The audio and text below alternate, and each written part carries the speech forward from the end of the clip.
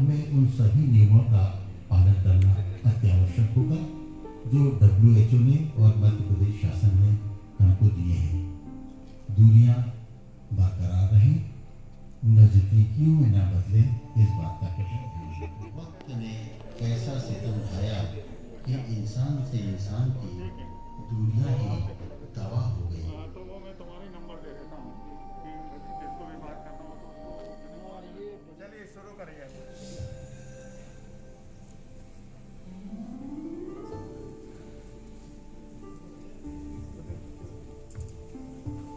आज का ये कार्यक्रम मुख्य रूप से केंद्रित है श्री D.K. व्यास सर के ऊपर। श्री D.K. व्यास सर का आज कार्यकाल का अंतिम दिवस है और इसी अंतिम दिवस को हम लोग एक ऐसा ऐतिहासिक स्मरणीय दिवस मनाने जा रहे हैं। बस उनके साथ थोड़ा सा प्यार बांटने जा रहे हैं। मैं स्टेज पर आमंत्रित करता हूँ संचालक महोदय श्री धनराजू एस सर को।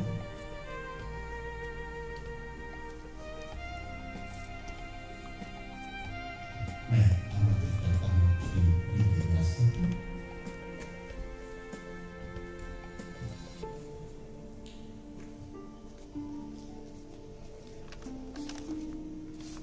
मैं आमंत्रित करता हूँ श्रीमती नंदिता व्यास मैडम को।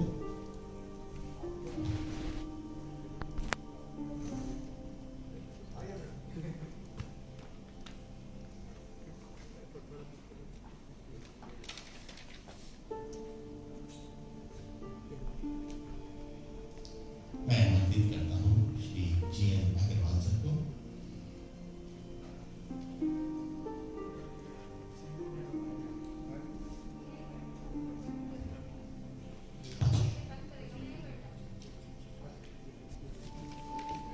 मैडम को जो CEO है MPSS DG। जी ठीक।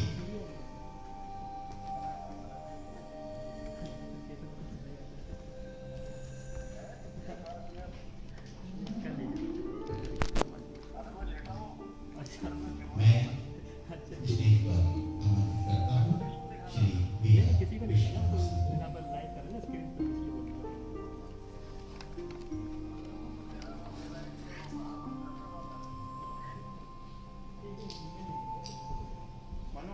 मैं आमंत्रित करता हूँ श्री D.K. व्यास सर के सुपुत्र जी को, मनु व्यास जी को।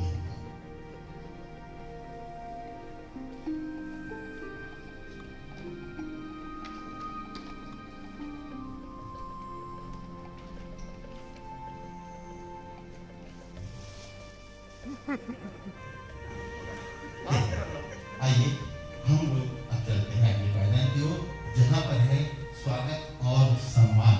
मैं आदरणीय संचालक महोदय श्री धनराजू एस सर से अनुरोध करूंगा कि वे श्री D.K. व्यास सर का आज यहाँ पर सम्मान और अभिवादन करने की कृपा करें।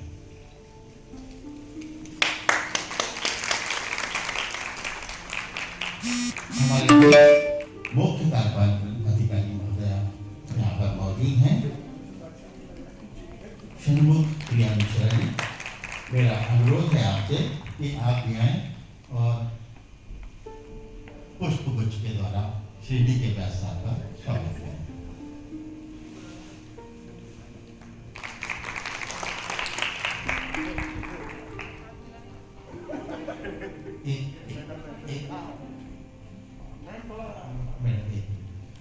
मैं चाहूंगा कि आप श्रीमती नंदिता व्यास मैडम का भी स्वागत करें।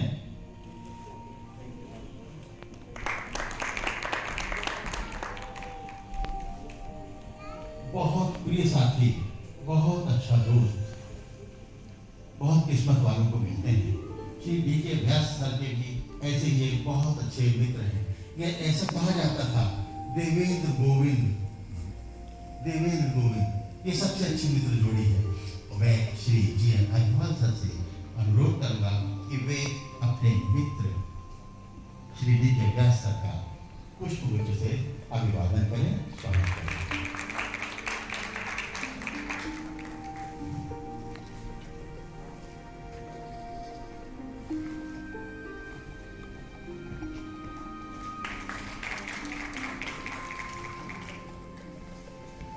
साथ में रहकर जिन्होंने श्री व्यास सर के साथ काम किया है, मैं Shri B R Vishwakarma sir को सादर आमंत्रित करता हूँ। पुष्पगुच्छ से श्री डी के व्यास सर का स्वागत अभिवादन।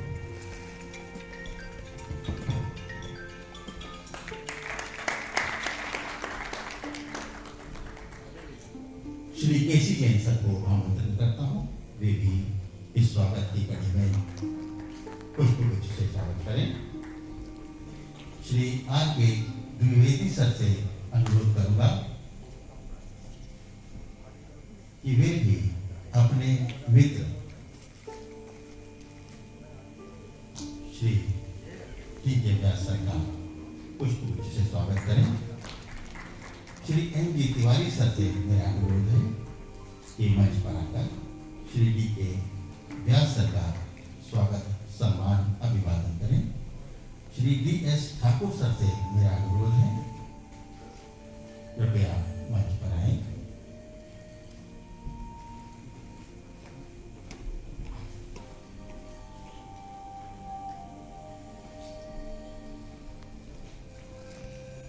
श्री एस टी निगम सर से मेरा अनुरोध है कि वे मंच पर आए और श्री डी के व्यास सर का सम्मान करें।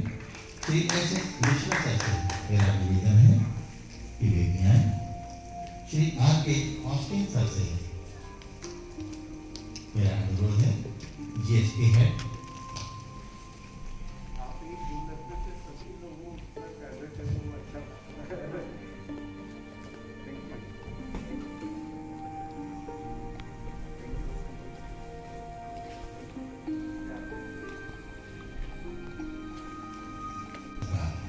करने के लिए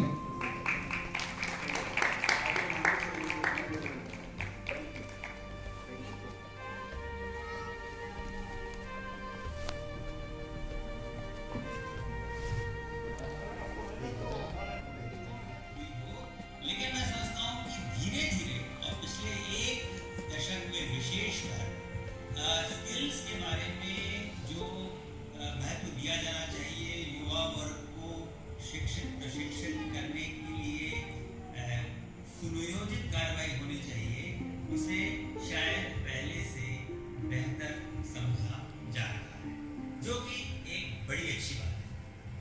जहाँ तक व्यास जी का प्रश्न, मैं तो कुछ और आगे बोलूंगा ही, लेकिन मैं इतना जरूर कहना चाहूँगा कि जब मेरा व्यास जी से और वहाँ आप लोगों के साथ भी समय जो लोग बैठे हैं, चाहे उनमें विश्वकर्मा जी हो, अग्रवाल जी हो, या फिर सुनील चौधरी हो, और बहुत से अन्य ITI के उस समय जो प्रिंसिपल थे, मैं विभाग में 2.5 साल रहा, 2001 जून से लेकर के 2003 के दिसंबर तक, और मेरा भी एक अनएक्सपेक्टेड स्थानांतरण वहाँ से हो गया था जब सरकार बदली और मुझे नए मुख्यमंत्री जी का प्रमुख सचिव बना करके भेज दिया गया।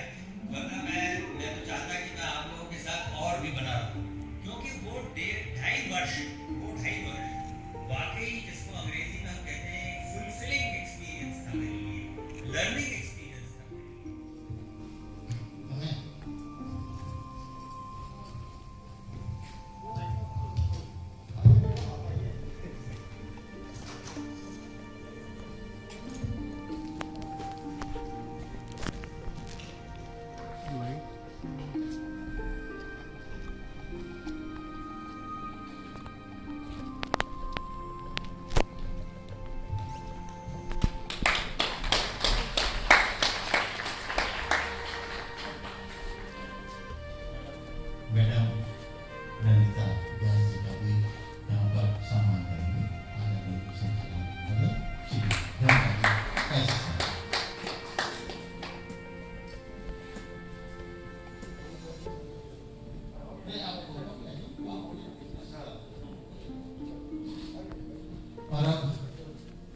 श्री डी.के. व्यास सर को एक अभिनंदन पत्र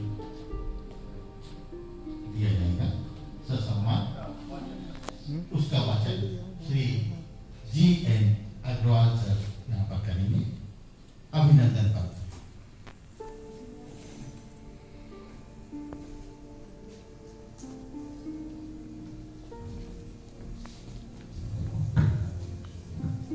सभी को नमस्कार।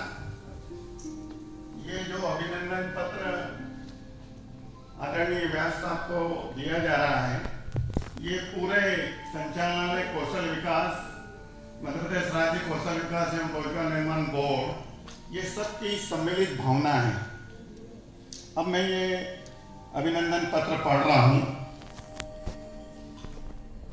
जो तूफानों में किनारे तक पहुंचा दे, ऐसी अब कश्तियां नहीं मिलती।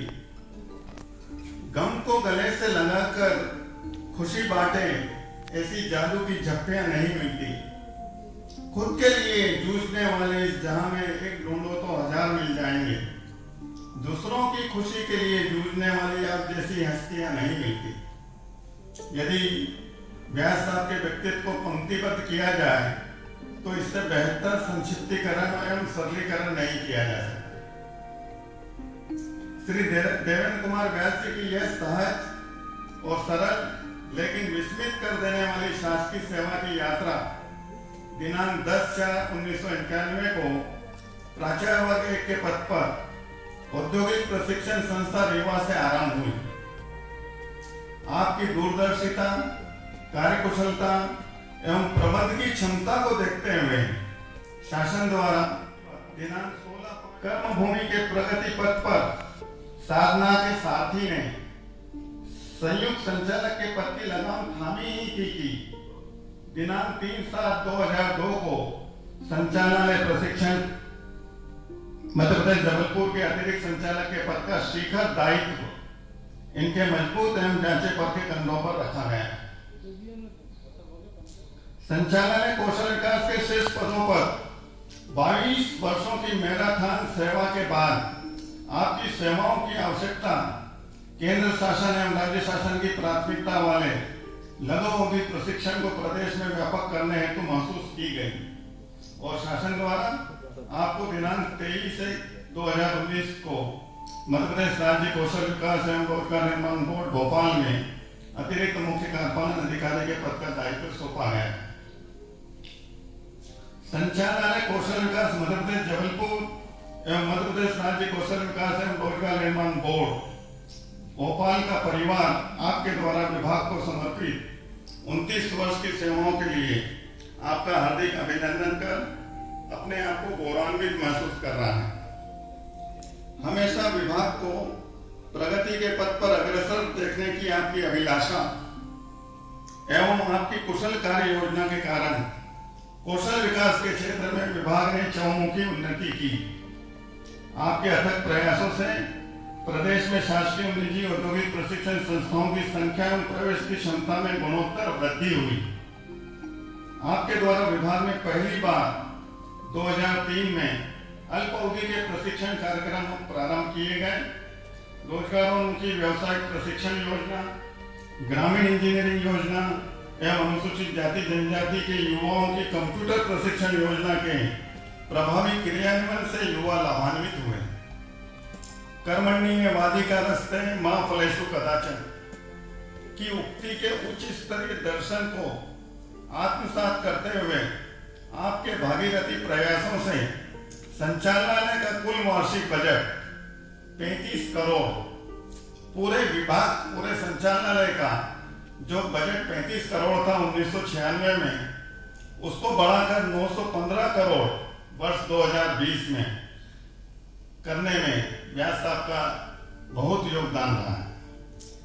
ये जो बजट बढ़ा है उससे प्रदेश में शासकीय ITI के स्वयं के भवनों की संख्या 77 से 223 हुई एवं विगत 10 वर्षों में संचालनालय कौशल विकास के स्वीकृत पदों की संख्या 4000 से बढ़कर 8000 दुगनी हुई।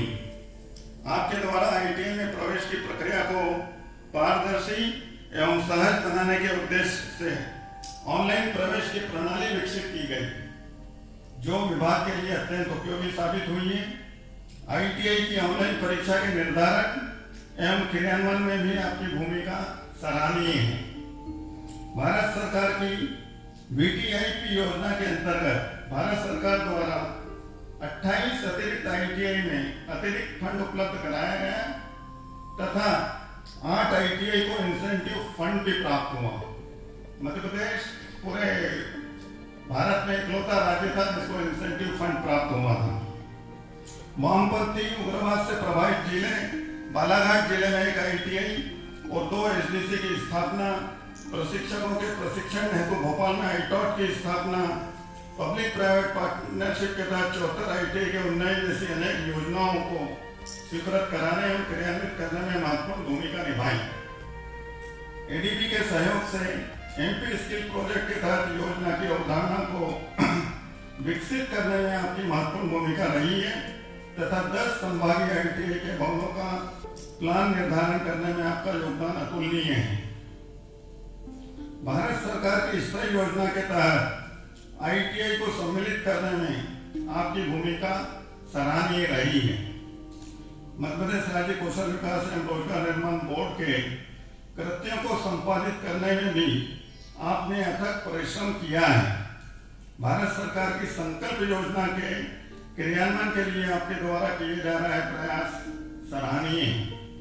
मुख्यमंत्री कौशल संवर्धन योजना की अवधारणा एवं क्रियान्वयन में आपकी महत्वपूर्ण भूमिका रही है। विभाग को समर्पित आपकी सेवाओं के वर्णन को एक प्रश्न में समेटना अर्थात सूरज को दीपक दिखाने जैसा है। आप अपने सेवा काल में शासन व उच्च अधिकारियों द्वारा सौंपे गए कार्यों का कर्म ही धर्म है, कर्म ही पूजा है के सिद्धांत पर निष्ठा एवं तत्परता के साथ निर्वहन करते हुए आज दिनांक 30/9/2020 को स्वैच्छिक सेवानिवृत्त हो रहे हैं। अनुशासन के साथ साथ समय की प्रतिबद्धता आपका अधिकारियों सहकर्मियों के साथ संतुलित, सौम्यतापूर्ण, मधुर, मृदुल एवं अति सहयोगी स्वभाव सदैव स्मरणीय रहेगा एवं कार्यरत अधिकारियों और कर्मचारियों को प्रेरित करता रहेगा। संचालनालय कौशल विकास जबलपुर और मध्य प्रदेश राज्य कौशल विकास एवं रोजगार निर्माण बोर्ड भोपाल परिवार आपके यशस्वी, सुखमय, स्वस्थ, चिरायु और समृद्धशाली भावी जीवन की हृदय से अनंत मंगल कामना करता है। और अंत में राहों में दीप की तरह जलकर आपने रोशनी दिखाई है। राहों में दीप की तरह जलकर आपने रोशनी दिखाई है। कौन कहता है विदा हुए हैं आप, आपने दिलों में जगह पाई है। धन्यवाद। इस आदर पूरे संचालनालय परिवार और बोर्ड परिवार की ओर से व्यास साहब को समर्पित।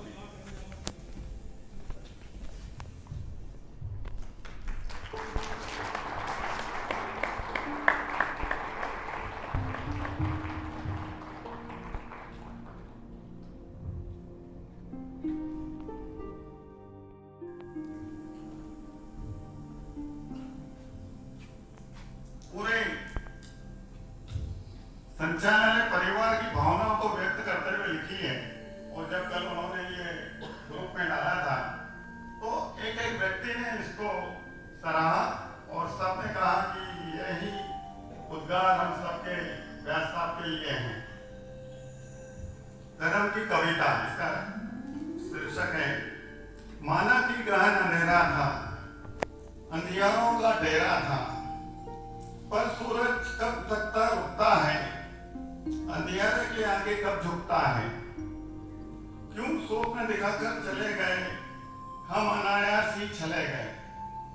सिर पर रही आपकी छाया, दुख न हमें कभी छू पाया।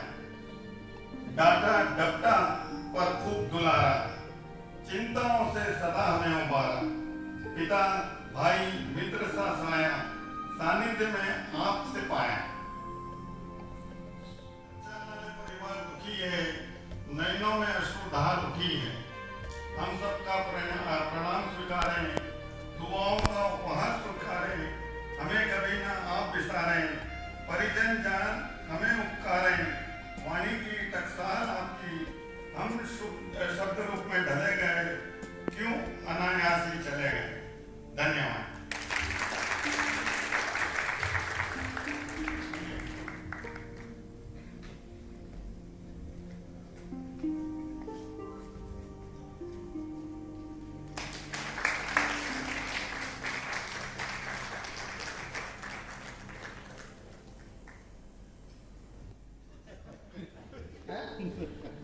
अच्छा संचालक नहीं, तुम्हें नहीं छोड़ता कि तुम माइक नहीं छोड़ते। हाँ, साथियों,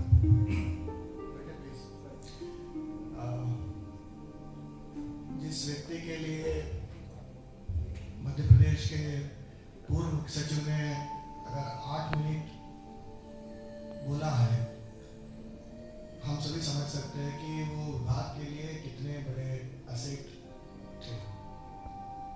बहुत बातें आई हैं कि 30 साल में किन किन पदों पर रहे हैं, बट इस स्टेज में मुझे एक बात हमेशा लगता था कि क्या मुझे इनको रोकना नहीं चाहिए था, लेकिन एक बार लगता है कि मौका मिलता तो मैं निकल जाता मतलब विभाग से नहीं, नौकरी से। मतलब बहुत दौड़ते हैं हम, बहुत दौड़ते कहाँ पता नहीं ऐसा जगह थक जाते हैं तो पता चला कि बैटरी खत्म हो गया। तो कभी कभी लगता है कि आपने बहुत सही समय पे सही निर्णय लिया। कई बार इतना थकने के बाद एक लाइफ भी तो होता है। मुझे याद है कि जब पूरी कायनात, जब कोरोना में पूरा कायनात अपने अपने घर में थे, आप भोपाल में फंसे हुए थे, आप काम कर रहे थे, कभी लगता है कि भाई ऐसा भी क्या काम करना है, ऐसा भी क्या काम करना है। एक जो मतलब मेरा इतना लंबा सर्विस तो नहीं हुआ, मैं महसूस करता हूँ कि हम सभी लोग हमारे लिए बहुत अच्छे अच्छे बातें करते हैं कि साहब आपने ये किया वो किया। अल्टीमेटली आप मैडम बैठिए, उनसे पूछेंगे तो वो बताएंगे कि उन्होंने कितना उनके लिए समय दिया या फैमिली के लिए कितना समय दिया। अच्छा होता और 2 साल सबके साथ रहते और लोगों को कुछ काम करने का तरीका सिखाते। बट हो सकता है कि 2 साल हम लोगों ने लूज किया हो, उनके लिए फैमिली के लिए गेन हो। और आई डोंट नो कि कभी ऐसा चर्चा नहीं हुआ आपको साथ में इंटरेस्ट है या और कुछ करने में इंटरेस्ट है, कुछ पेंटिंग में इंटरेस्ट है या दोस्तों के साथ समय बिताने में इंटरेस्ट है, क्योंकि काम के अलावा कभी ऐसा चर्चा नहीं हुआ। ये बात सही है कि गाना अच्छे गाते हैं। मैंने माइक देखो यार, जो लाइव वाले में म्यूट करो। मैंने सीहोर में देखा कि जो एडीवी का वर्कशॉप था उसमें ये पता चला कि गाना बहुत अच्छे गाते हैं। तो जितना भी अच्छे गाते हैं उसको और थोड़ा रिफाइन करिए, कुछ यूट्यूब में वीडियोस डालिए। नहीं, हम लोग कई बार ऐसा सोचते हैं कि बहुत फॉर्मल सोचते हैं। मतलब मैंने 3-4 महीने में इसको महसूस किया कि हम सोचते हैं ना स्टेज जाके तो ठीक है, बट लाइफ इसके बियॉन्ड भी कुछ है। कुछ पढ़े लिखे, गंदा कविता लिखे, गंदे तरीके से गाए, कोई फर्क नहीं पड़ता। अगर आपको अच्छा लगता है तो अच्छा लगता है। कई काम हमारे काम किसी को अच्छा नहीं लगता है, क्या कर सकते हैं, ऐसा बदल थोड़ी जाते हैं। तो मुझे एक बात के लिए अच्छा लग रहा है कि मैंने आपको नहीं रोका। तो जो स्वास्थ्य है आपका, जो उत्साह बचा हुआ है, आप अपने तरीके से जिए। Definitely it's a loss to the department, क्योंकि इतने लोगों ने बोला, मेरे जैसे शुरू किया कि एक्स चीफ सेक्रेटरी आपके लिए 8 मिनट बता सकते थे, वो तो और भी बोल सकते थे, और भी बहुत सारे चीजें थे उन पे आपके बारे में शेयर करने के लिए। तो हम सभी समझ सकते हैं कि एक डिपेंडेबल कोई व्यक्ति है, डिपेंडेबल कोई रिसोर्स है, तो आप थे, उसमें कोई दो राय नहीं है। विभाग को 3 दशक से आपने देखा है, और जो मैं देखा हूँ 1 साल में विभाग में बिताने के बाद, ये मेरे बातों में भी आप कई लोगों ने महसूस किया होगा, एक अहम आ जाता है, यार मैं देखा हूँ, मुझे पता भाई 1 साल हो गया मुझे भी, लेकिन 30 साल बिताने के बाद भी आपने कभी ऐसा सामने वाले को महसूस होने नहीं दिया कि कितना एक्सपीरियंस आपको रहा है। That shows your humility. और मुझे ये भी पता है कि आपने सिर्फ वरिष्ठों के साथ नहीं, अपने जो नीचे वालों के साथ ही इतना ही ह्यूमिलिटी के साथ बिहेव किया। एक व्यक्ति का यही पहचान होता है कि भाई आप किसी को कुर्सी की वजह से, किसी को उनके पद की वजह से, या वो आपके सियार लेते हैं उसकी वजह से रेस्पेक्ट देना वाली एक अलग बात हो जाती है। But as a human being, as an individual, आप अपना प्रेजेंस को दूसरे के साथ कैसे फेल कराते हैं, मेरे हिसाब से वो एक इंसान का पहचान होता है। मेरे जो इंसान का मापने का जो मीटर है, उसमें I give you 10 out of 10। आप ऐसे ही रहे, अच्छे रहे, खुश रहे, और किसी दिन, मतलब मैंने जैसे बोला, कितने भी अच्छा या कितने भी बुरे तरीके से गाते हैं, किसी दिन अपना वीडियोस बना के यूट्यूब में डालिए, मुझे बहुत अच्छा लगेगा। Thank you. ये वाला चालू हो जाओ। साउंड बढ़ो। हेलो, ये चालू है। माइक डर गया मिस्टर मानिया बंद हो गया। पहले सवा से इतने डरा दिया तो वो कैसे हमारे पास आया। Respected Director Sir, my dear Mr. Vyas, Mr. G. Agarwal ji, and all you lovely guy. मैं एक रिश्ता जो मेरा देवेंद्र का और मेरा है वो मैं बताना चाहूँगा। लोग कहते हैं कोई उद्गार व्यक्त नहीं करो, मतलब जो उद्गार व्यक्त करो, तो उद्गार वो होता है जो इनके साथ बिताया हुआ होता है। आपको ये जान के आश्चर्य होगा कि मैं और देवेंद्र व्यास जी एक ही कॉलेज के पढ़े हुए हैं। और कॉलेज कौन सा, जो 11th पास करने के बाद जाते हैं, एंट्री करते हैं। तो ये हमारे, मैं 3rd ईयर में पढ़ता था कि फर्स्ट ईयर में आए, तो हम लोग कैसे थे और व्यास जी कैसे थे मैं बताना चाहूँगा। एक अच्छा प्यारा सा नन्ना मुन्ना जो इस कॉलेज से, स्कूल से पढ़ के आए, प्यारा सा एक स्टूडेंट। जब हम लोग रैगिंग देने निकलते थे 3rd ईयर के लड़के, तो ये भी हमारे बीच में पढ़ गया। इनके साथ में और भी लोग थे, उद्दंड भी थे और प्यारे भी थे। उनमें से एक देवेंद्र भाई थे, सबसे सीधे सज्जन दोस्त, जिन्होंने कभी हम लोगों की बात का कभी उल्लंघन नहीं किया, जैसा बोला पालन किया। हम लोगों ने बोला नहीं जाना है तो नहीं जाना है।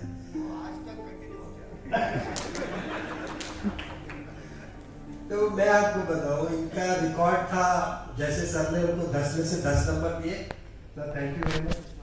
तो हम लोगों को मिलते थे 2/10, मतलब 10 में से 2 नंबर मिलते थे। पढ़ने लिखने में भी नंबर 1 थे और बाकी एक्टिविटीज में नंबर 1 थे। एक वाक्य देखिए, हम लोगों ने पीएससी का फॉर्म भरा। फॉर्म भरने के एक आध हफ्ते पहले डैडी गए, तो हमने देखा कि क्या बात है, ऐसा क्या हुआ, तो उन्होंने बताया परीक्षा देने के लिए हम लोग हॉल में बैठे। तो मैं और देवेंद्र की जो सीट थी वो 2 सीट 3 सीट आगे पीछे। एक घटना हुई, पहले के जमाने में पीवीआर बहुत बड़ी चीज होती थी। तो याद होगा देवेंद्र को कि हम लोग पीवीआर के लिए, मैंने कहा तुम घर में बैठो, चिंता मत करो। इनका पीवीआर और मेरा पीवीआर मैंने एसपी कार्यालय से लिया था, सब ओके करके और जमा कर दिया। फिर इनको पता चला कि इनका पीवीआर हो गया, पुलिस गई भी नहीं घर पूछे कौन है। तो ये हम लोग की आत्मीयता थी। और अभी किसी ने कहा कि वो जोड़ी टूट गई, तो जोड़ी कभी टूटती नहीं है, जोड़ी बनती इसलिए है कि वो टूटे ना, यदि वो टूट गई तो जोड़ी नहीं। मैं इसको सपोर्ट करता हूँ कि गोविंद और देवेंद्र वाकई एक थे और आज भी है। और जो ये आप लोग प्रयास देख रहे हो, मेरे को देख के बड़ी खुशी हुई। रात को राजेश बोलते हैं कि सर वो आप भी कुछ बोल दीजिए, आपका वीडियो उसमें लगा देंगे। मैंने कहा इसलिए मेरे को रिजेक्ट कर दिया, मतलब फंक्शन में आना नहीं है, आप वीडियो दे दो, वीडियो दिखा देंगे। मैंने कहा ऐसा क्यों कह रहे हो, मतलब देवेंद्र का फंक्शन हो और मैं नहीं आऊँ। मैंने कहा वीडियो नहीं दूंगा, मैं वहीं जाके बोलूंगा, क्योंकि ऐसी चीजें मैं नहीं बोल सकता। तो मेरे लिए ये छोटा भाई है और छोटा भाई रहेगा। अभी भी इनको कोई कुछ कह दे या इनको कोई जरा सी थ्रेट कर दे तो ये सबसे पहले मुझे याद करेंगे, ऐसा मैं मानता हूं। और एक और नई बात बता रहा हूं, नंदिता मेरे मोहल्ले की लड़की है, वो बहू बन गई, मेरे घर से निकल के गवापुर से निकली, जहां मैं रहता हूँ वहीं की पड़ोस की हमारी बहू नानी आ गई, तो रिश्ते और गहरे हो गए। और जब रिश्ते गहरे हो गए तो थोड़ा सा प्यार और बढ़ गया। तो मैं जब मीटिंग में बैठता हूँ, कभी तो मेरे मुंह से वही निकलता है जो नेचुरल है। मैं कैसे बोल दूं व्यास जी, यदि मैं व्यास जी बोलूंगा तो ये मेरे से लड़ने आ गए कि आप तो मेरे व्यास जी क्यों कह रहे हो, मेरे से रिक्वेस्ट क्यों कर रहे हो, मेरे से निवेदन क्यों कर रहे हो। मैंने कहा अच्छा भैया मैं कोशिश करता हूँ वैसे ही बोलने की। जब मैं पैसे बोला इससे तब ये खुशी हुई कि हाँ साहब आपने अब ठीक बोला, अब निवेदन नहीं करूंगे आपसे। एक दिन मैंने कहा कि मेरा एक रिक्वेस्ट है, प्लीज यार उसको जल्दी भेज दे, कोई जानकारी मांगनी थी, डायरेक्टर साहब कह रहे थे दे दो, बोले नहीं देंगे। क्यों नहीं देंगे, आपने निवेदन क्यों किया, आप हमेशा आदेश करो। तो ये अधिकार मुझे प्राप्त था और मैं चाहूंगा ये प्राप्त रहे। तो ये संस्मरण है। बाकी तो व्यक्तित्व के बारे में, अच्छाई बुराई के बारे में मैं कैसे अच्छा बोलूंगा, मैं तो बोलूंगा इनमें बुराई है ही नहीं, जितनी बुराइयां इनकी वो सब मेरे में है, इनमें कोई बुराई नहीं। इनकी बस एक ही बुराई है, सर आज तक आपको ना नहीं किया, कभी ना नहीं किया। मैं इनको पीछे से पकड़ के ऐसे खींचता हूं, बोलना, तो ये ऐसे करके देख लेते, नहीं बोलना। मैं यूनियन का लीडर था पहले भी, तो अभी भी महामंत्री हूं राज्य अधिकारी संघ का। मैंने सर एक बार इनसे कहा कि तू चलो डायरेक्टर के बाद चलते हैं, सेक्रेटरी के बाद चलते हैं, प्रिंसिपल के हिसाब से बोलेंगे। मेरे लिए मैं किसी से लड़ाई नहीं किया सर, हमेशा मैंने व्यास जी को कहा कि तुम लड़ाई करो। ये मेरे को सांत्वना देकर लड़ाई करने के मूड में नहीं रहते थे। मैं लड़ाई करने जाने से तैयार होता था, ये पीछे से पीछे होते।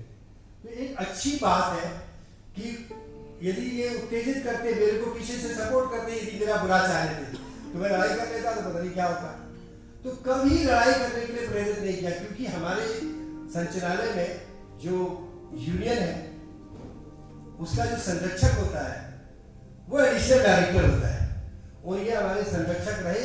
इनकी संरक्षितता में एक भी आंदोलन नहीं हुआ पिछले 26 साल में। It's a good sign. हम लोग पर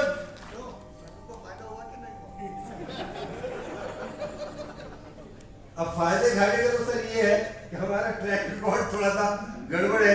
हम लोग सर संचालक को सम्मान देते हैं, संचालक की बात मानते हैं, और जो संचालक हम लोग की नहीं सुनता फिर हम लोग उसके पीछे लग जाते, तो संचालक बदल चले जाते।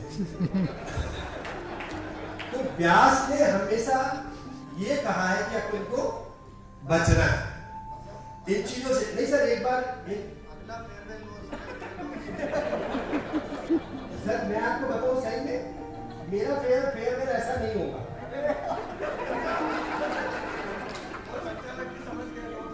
तो मेरा मतलब ये है कि हम लोगों को इन्होंने कभी आंदोलन नहीं करने दिया, और करा है तो फिर ये कहते थे, इन्होंने सिग्नल दिया कि नाउ डू इट, तो हम लोगों ने कर दिया। और आप लोग जानते हैं, जो ऑफिसर है वो जानते हैं। तो किसी के व्यक्तित्व के बारे में बहुत सारा बोलना, अच्छा बोलना केवल विधायक समारोह में क्यों होता है पता नहीं। मैं यहाँ एक चीज कहना चाहूंगा, किसी भी व्यक्ति ने कभी 26-27 सालों में एक बार भी श्री डीके व्यास की शिकायत नहीं करी। ये अर्निंग है लाइफ की कि शासकीय सेवक भी रहे हो और आपकी शिकायत है। मैं व्यक्तिगत तौर से बहुत सारी शुभकामनाएं देना चाहूंगा कि बहुत प्यारे से रहे, स्वस्थ रहे और कहीं ना कहीं हम लोगों को जहाँ जरूरत पड़े वो जो गुणगान हम लोगों ने किया है उसकी सहायता उसके स्वरूप में मिलते रहे। Thank you very much. आदरणीय संचालक महोदय, आदरणीय व्यास साहब, श्रीमती नंदिता व्यास जी, श्री मनु व्यास जी, आदरणीय अग्रवाल साहब, आदरणीय विश्वकर्मा जी और समस्त मेरे साथी, आज के दिन मैं आपको बताऊं कि मैं जब से मेरे को पता चला, किसी व्यास जी ने नहीं बताया, जबकि मैं उनके डायरेक्ट अंडर में था, लेकिन यहाँ इन्होंने मेरे को नहीं बताया कि मैं इसी बार मतलब प्री मैच्योर रिटायरमेंट ले रहा हूँ।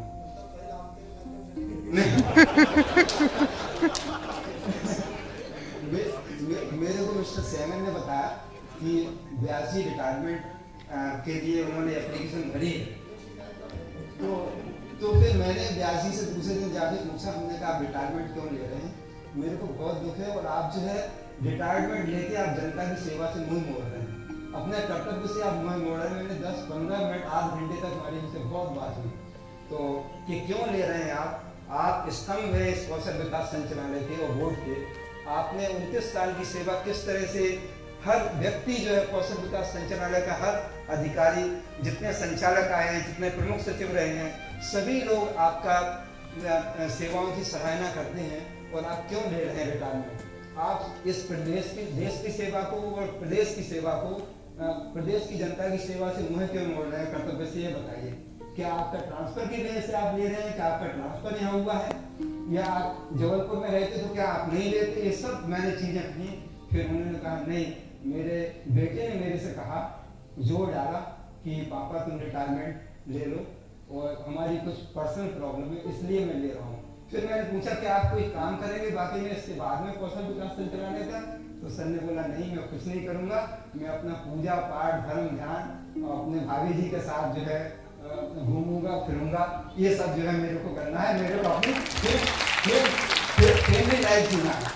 तो मैंने कहा अगर ये है तब भी मतलब ये अच्छा नहीं है, आप कुछ महीने रुक जाए कम से कम। मैं हमेशा सोचता था कि व्यास जी मेरे को रिटायर करेंगे, मेरे को इतना शौक है कि आज जो है व्यास जी रिटायर हो रहे हैं और मैं हमेशा सोचता था, क्योंकि हमारा जुलाई में रिटायरमेंट है और व्यास जी 2021 तक रहते। घर में ही मैंने बहुत कहा कि व्यास जी जा रहे हैं, बहुत दुख हो रहा है। और आज वाकई में मैं जब दूध लेने गया तो कार में बैठा हुआ था, मैंने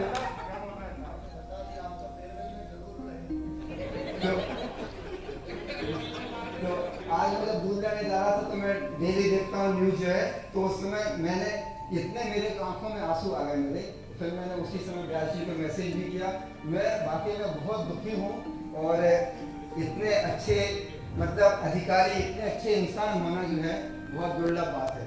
मैं इनकी एक बार बता रहा हूँ, इतनी सहायता करती थी। एक बार मैं एक कोई मतलब टीओ अच्छा टीओ नहीं था स्वागत में, जब मैं ज्वाइंट डायरेक्टर था तो 4 इंक्रीमेंट उसके मैंने रखवा दिए थे।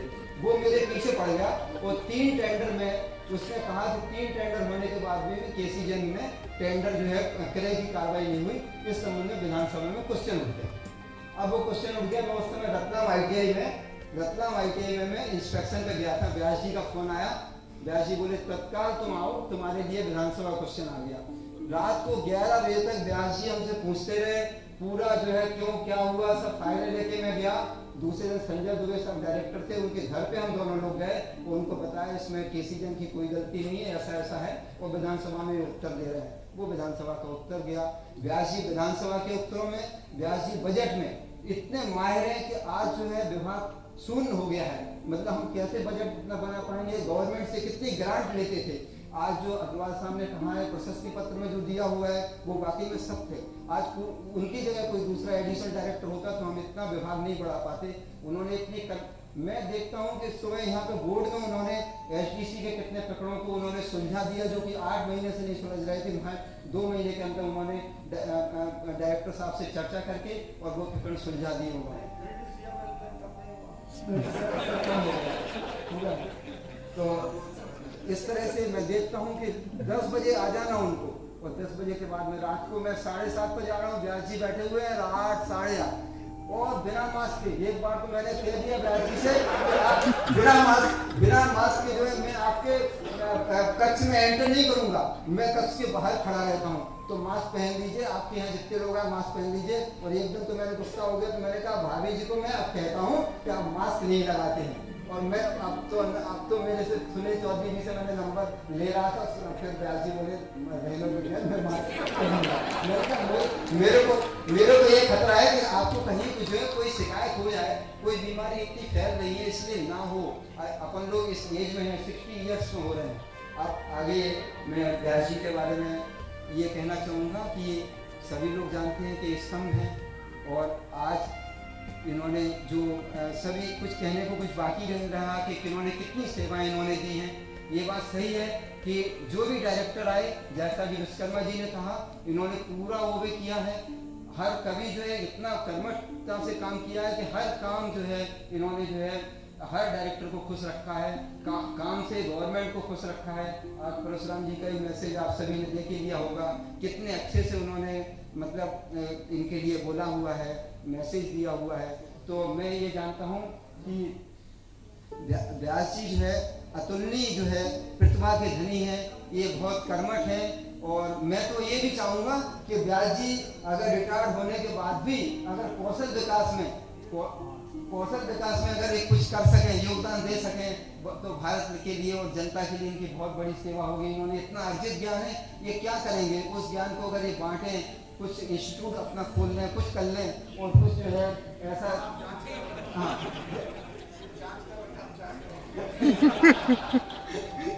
तो उससे बहुत ही अच्छा रहेगा। आज ये ऑडिटोरियम देखो, महिला ITI जबलपुर देखो, ग्वालियर के भवन देखो, मिनी ITI देखो, मतलब हर चीज में व्यास जी को ये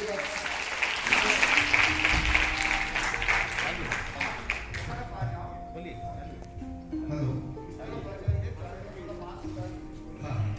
ठीक है, मैं अब इसको बहुत लाइटली ही बोलूँगा, क्योंकि वास्तव में मैं इस तरीके के बोल नहीं पाता। तो पहले जो जी सर लेकिन वो मैंने बोला था सर कि यूजुअली मेरा सेंटिमेंट्स बहुत हावी होते हैं मेरे ऊपर, तो मैं सामान्यतः अपनी खुद की विधायी पार्टी में तो ऐसा कुछ नहीं बोल पाऊँगा। तो लेकिन एक बात जो जैन साहब ने कही कि मेरे कर्मों से मतलब मेरे परिवार को फायदा हुआ बिल्कुल इसका उल्टा था। एक्चुअली जब मेरी शादी हुई थी तब मेरी कोई नौकरी नहीं थी, और तब जो है इनसे मेरी शादी हुई, जो अपने आप में एक मिसाल है। तो मेरे को अपना जीवन चालू करने से ही मेरे को मतलब मेरी लाइबिलिटी कुछ नहीं। हाँ, आप उनके लिए जरूर बजाइए, क्योंकि उस समय ये प्रोफेसर मतलब ये लेक्चरर थी इंजीनियरिंग कॉलेज में नियमित, और मेरे पास कोई जॉब नहीं था। तो डेफिनेटली मेरा पार्ट जो है जो वहाँ से चालू हुआ, तो मेरे को थोड़ा सा डैशिंग बना तो वहीं से आ गया कि मैं ये मानने लगा कि मेरी लाइबिलिटीज वैसी नहीं रहेगी, और संभवतः इसी कारण हम लोग कुछ अच्छे काम भी कर पाए। मेरा जैसा सर ने भी बताया, मेरा डायरेक्टर साहब से और प्रमुख सचिव साहब से हमेशा बहुत क्लोज कांटेक्ट केवल इसलिए रहा क्योंकि डायरेक्टर हो चाहे प्रमुख सचिव हो, उनका हमेशा फोकस केवल बहुत कम समय के लिए उनका रहना होता है। तो वो हमेशा चाहते हैं कि कुछ ऐसा हो डिपार्टमेंट में कि डिपार्टमेंट आगे बढ़े, क्योंकि एक हिस्ट्री है, एक डाटा है, वो पीछे से आती रहता है, लेकिन ये कि इसको और आगे कैसे पुश करें, कहाँ तक लेके जाए। तो उस समय उस समय हम लोग बहुत कम लोग भी थे। हम लोगों ने जब ज्वाइन किया था तो बहुत कम हम लोगों ने जब ज्वाइन किया था, जब मैं पहली बार ITI रीवा में पहुंचा था, तो उस दृश्य को देख के मैं बहुत ही डर गया था कि ये कैसा इंस्टीट्यूट है। और जब हमारे उस समय स्वर्णमाला रावला मेडल थी हम लोगों के, तो हम लोग आए और पहली बार हम लोगों ने बताया कि मैडम ये तो वास्तव में हम लोग जो सोचते हैं कि ये बहुत कॉस्टली सिस्टम है और हमारे पास तो बिल्कुल बजट नहीं है, हम लोग कैसे ट्रेनिंग कराएं।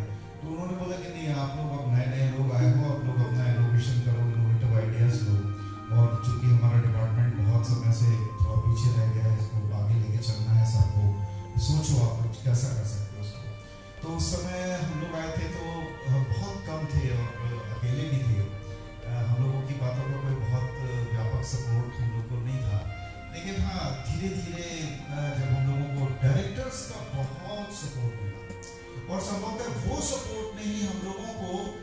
कृत्यों को करने के लिए प्रेरित किया जिसको करने से वास्तव में हमारे सीनियर्स बहुत डरते थे। हम लोगों ने वो सब काम करना चालू किया कि नहीं, हमको यदि आगे बढ़ना है तो हमको ये सब चीजें जो हमको पकड़ के रखी हुई है हमको छोड़ना पड़ेगा। और हम लोग ने छोड़ा और फिर हम आगे बढ़े। मैं बहुत विस्तृत विवरण नहीं देना चाहूंगा, लेकिन जब हम लोगों को पहली बार ये बात आई कि इस डिपार्टमेंट की कोई नीति कौन बनाएगा। हमारे डिपार्टमेंट में हम लोग जाते हैं और बोलते हैं कि सब ITI चालू करो, तो 2 मिनट में ITI सैंक्शन हो जाती है। उसके बाद हम लोगों ने 1991 के बाद से 2002 तक एक भी बिल्डिंग ही नहीं बन पाई। तो हम लोगों ने पहली बार मेरे को सर ने, परशुराम साहब ने जब मेरे को बुलाया और हम लोगों ने एक पूरा स्वाद किया और मेरे को सर जो पूरा नॉलेज मिला सर, मेरे को कोई मैं किताब नहीं पढ़ पाया, मैं कोई बहुत ट्रेनिंग में नहीं जा पाया, बल्कि ये मेरे लिए अपॉर्चुनिटी थी कि जब मैं डायरेक्टर बना सर तो सबसे पहले मैंने अपने सब साथियों को आया में इंदौर भेजा कि आप लोग वहाँ पढ़ के आओ और फिर मेरे को बताना आप क्या सीख के आए, तो हम भी कभी मिलेगा मौका तो वहाँ जाके पढ़ेंगे। और सर इन सपोर्ट से सर करते करते करते करते एक ऐसी स्थिति आई कि हम लोग जब हम लोगों ने, तो परशुराम साहब ने मेरे को बोला कि क्या तुम इतनी ताकत रखते हो कि हम सीधे CM साहब के पास जाके बोले कि साहब आप हमारे विभाग की समीक्षा करें। तो मेरे को सर उस समय इतना ज्ञान भी नहीं था कि CM क्या होते हैं, चीफ सेक्रेटरी क्या होते हैं, लेकिन उन्होंने बोला कि अच्छा दस्तावेज बनाना चालू करो। हमने सर दस्तावेज बनाना चालू किया। करते करते सर करीब 30 दिन यहाँ पे भोपाल में वो ट्रेनिंग ऑफिसर्स भी होंगे जिन लोगों ने रात में 3 बजे यहाँ पे बैठ के हम लोगों ने फोटोकॉपी करी है, वो सब लोग यहाँ पे होंगे। तो हम लोग सर जब पहुंचे तो पहली बार जब CM थे सर, तो उन्होंने बोला कि ये पहला डिपार्टमेंट है जिसने मेरे से रिक्वेस्ट की कि हम लोगों के विभाग की आप समीक्षा करें। और जब उन्होंने सर हम लोगों का विभाग देखा और जब उनका आया तो सर समीक्षा खत्म होते होते तक की सर ग्रामीण इंजीनियर योजना, रोजगारोन्मुखी व्यवसायिक प्रशिक्षण योजना और अनुसूचित जाति जनजाति की प्रशिक्षण योजना का खाका सर CM के माइंड में क्लियर हो गया। और हम लोग ने सर इतनी कठिन स्थितियों में सर उस समय ITI जैसी स्थितियों में नहीं था कि हम CM को बुला लें, उनका आदर कर लें, लेकिन सर ITI जबलपुर, ITI पटेरा और हम लोग सर सब लोग बहुत पुरानी गाड़ियों में बैठ के और ट्रकों में सामान ले लेके पटेरा जैसी जगह पे जाके एग्जीबिशन किया।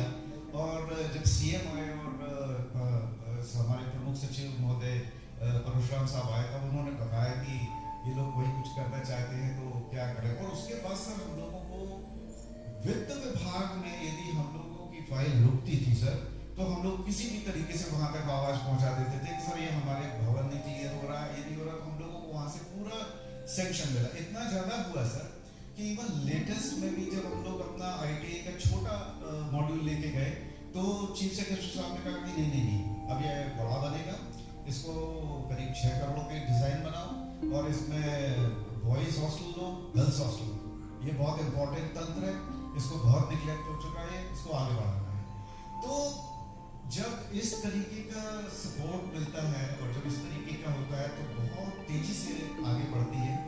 और हम लोगों ने सर 70 भवन जो एक बार में नाबार्ड में सैंक्शन हुए सर, वो हमारा काफी बड़ा एक स्टेप था सर, क्योंकि हम लोग सर भवन के कारण ही पूरे समय उलझे रहते थे, न एफिलिएशन होता था, SCBT में हमारे ट्रेड्स की संख्या इतनी बढ़ गई, हम लोग चाहते सब कुछ थे लेकिन वो उस तरीके से परिणति उसकी नहीं हुई थी। लेकिन सर मेरे को बहुत सपोर्ट मिला सर। और मेरे को ऐसा लगता है कि मेरे समय तक अभी तक भी मेरे दिमाग में ऐसा या मेरे साथ ऐसा कभी नहीं हुआ कि कोई योजना को मैंने सोचा हो और वो सैंक्शन ना हो। उस पर सैंक्शन हुआ है, उस पर पैसे आए हैं, उसमें लोगों ने काम किया है। और ये सब बेसिकली इसलिए क्योंकि हम लोग तो केवल उसको एक अमली जामा पहनाते हैं या हम लोग उसको कंप्यूटर पे करते हैं। बेसिकली तो सब लोग आप लोग हो जो इसको मतलब इसको क्रियान्वित करते हैं। तो basically this credit goes to all of you. I know I see faces here जो इतना वर्क करते हैं और बहुत मेहनत से और बहुत कमिटमेंट से इस काम को करते हैं। सर के साथ मैंने कम काम किया लेकिन मैंने बहुत फ्रूटफुल वर्क किया और मुझे बड़ा सेटिस्फैक्शन है। मेरे को नहीं लगता कि सभी लोग इस बात को गवाह हैं कि जैसे कोई नस्ती है, कोई बहुत कॉम्प्लिकेटेड है, उसके बाद मैं उसमें कुछ लिख रहा हूँ तो सर के पास जाएगी वो फाइल, और मेरे को ऐसा लगता है कि वो 2 घंटे में वापस आ जाती थी, और उसमें बिल्कुल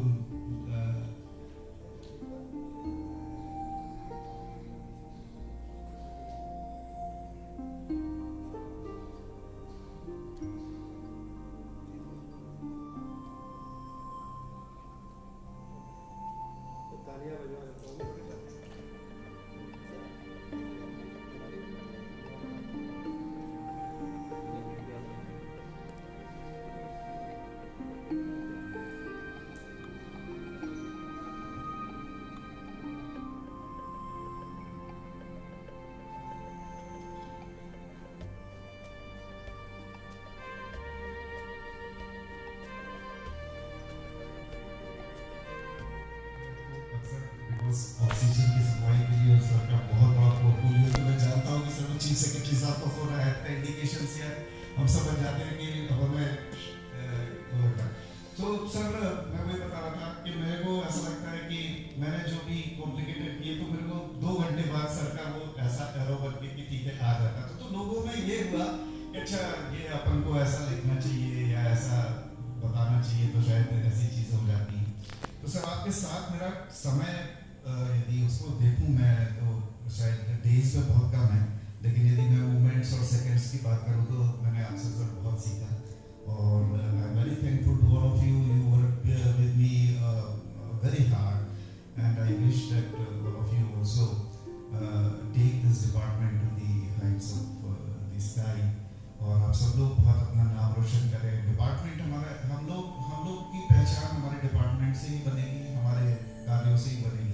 मुझे सर बहुत टेंशन हो जाता था कि मैं जब किसी भी स्टूडेंट को फोकस करके देखता हूँ और मेरे को ऐसा लगता है कि मेरे तंत्र में मैं एक बहुत सिंपल से ग्रामीण युवक को उसकी जीविका नहीं दिला पाता हूँ, तो मेरे को रात में कभी कभी बहुत अनईजी लगता है, मैं सो नहीं पाता हूँ, क्योंकि मेरी एक आदत है और वो मैंने सबको कन्वे करने की कोशिश की कि try to feel the responsibility for everything which goes wrong in your department. If you will feel your responsibility, you will try to do some good things. If you not feel responsible for anything, then definitely nothing will come out of you. So I simply say that you try to feel responsible. Even if you are not responsible, try to feel responsible, because that will give you another dimension to think and to act and to move ahead in your life. तो आप सभी लोगों ने मेरा इतना सम्मान किया, I am so thankful to you. और आप लोग मुझे याद रखें, मैं आप लोगों के साथ डेफिनेटली आगे भी अपना संपर्क बनाए रखूँगा। मैं कभी भी नहीं बोल पाता था एक्चुअली, चूँकि सर ने अपना माहौल लाइट कर दिया तो मैं बोल पा रहा हूँ। I am very thankful to you sir, thank you so much.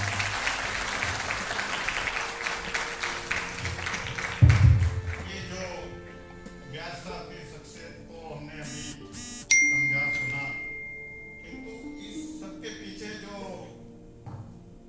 Inspiration है वो आज हमारे बीच है, श्रीमती नंदिता व्यास।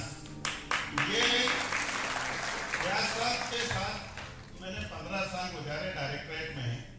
मैं मतलब ये कहने में मुझे कोई संकोच नहीं कि भाभी जी से ज्यादा समय मैंने व्यास साहब के साथ गुजारा है, और ये भाभी जी को अगर इनसे कुछ करवाना रहता था, व्यास साहब इतने काम में बिजी और इतने सिंसियर कि डायरेक्टरेट में उस समय अधिकारी कम थे, काम ज़्यादा था, इतने साधन भी नहीं थे, ईमेल और ये, तो हमेशा लगे रहते थे।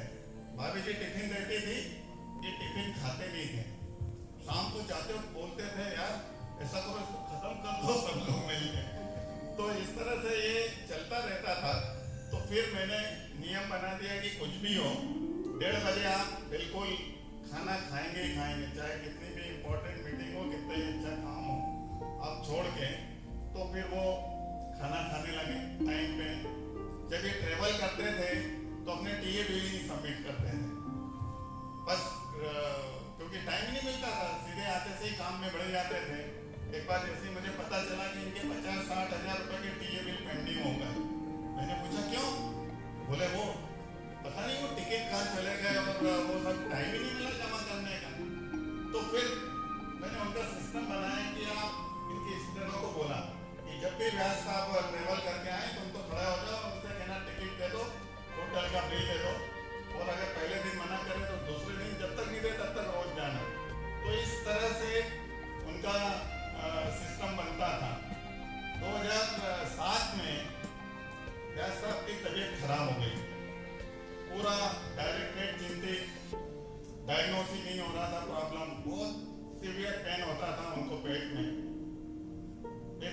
नागपुर गए, नागपुर से लौटे, अभी वो डायग्नोस हुआ है, अभी कोई ट्रीटमेंट शुरू नहीं हुआ। अपने घर पहुंचे, उस समय ये डायरेक्टर के प्रभार में थे। घर पहुंचते थे पेन हो रहा है, हम सबको बुलाया, बोले विधानसभा सत्र चल रहा है, वो 5 प्रश्न है वो लेके आओ, मैं अभी बनवाता हूँ। मतलब उस कंडीशन में जब इतना भयंकर पेन हो रहा है और उन्होंने अपने ऑफिस के लोगों को बुलाया और वो प्रश्न बनवाए, तो ये ऐसी शख्सियत है ये। और इन सब के पीछे पूरा हाथ भाभी जी का है। इन्होंने कभी विरोध नहीं किया। इन्होंने सुबह 7 बजे से लेके 10 बजे तक ऑफिस में रहे, किंतु कभी भी एक बार भी उनको ये नहीं कहा कि आप क्यों मतलब इतना काम कर रहे हो क्यों। और वो उनका बेटा मनु, वो भी मतलब उसने भी सफर किया है।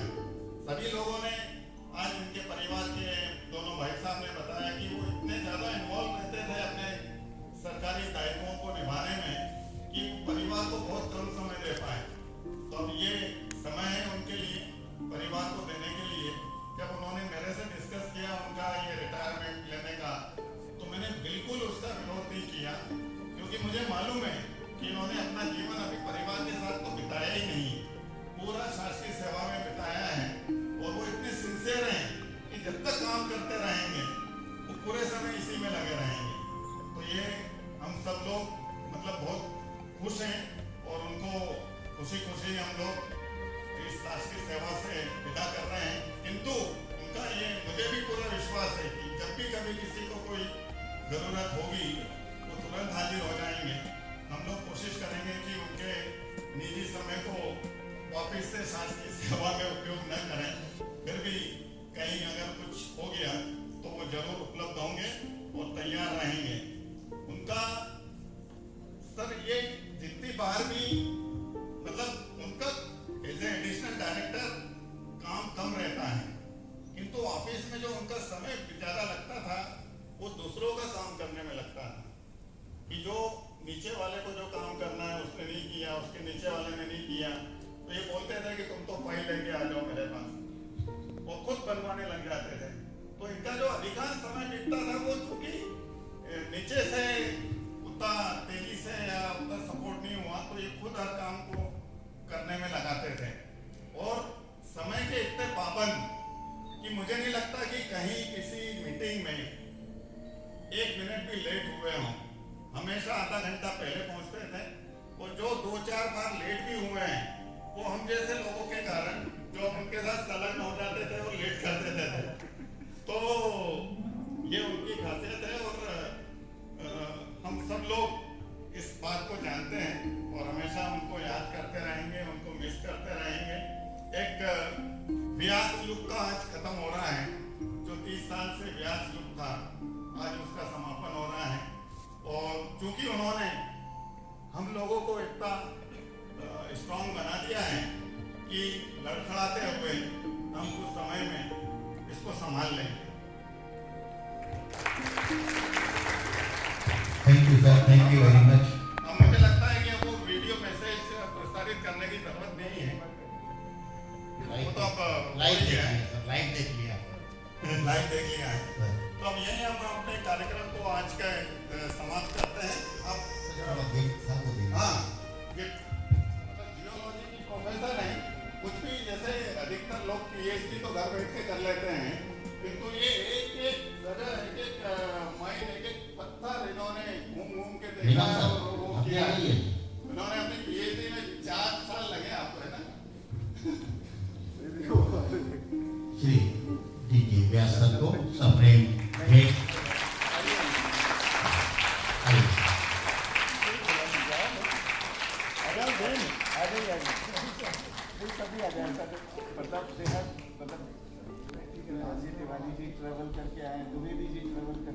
जी, इस सप्रेम भेंट में जितने ज्यादा कार्यक्रम लगेंगे ये उतना ही ज्यादा स्मरणीय बन जाएगा।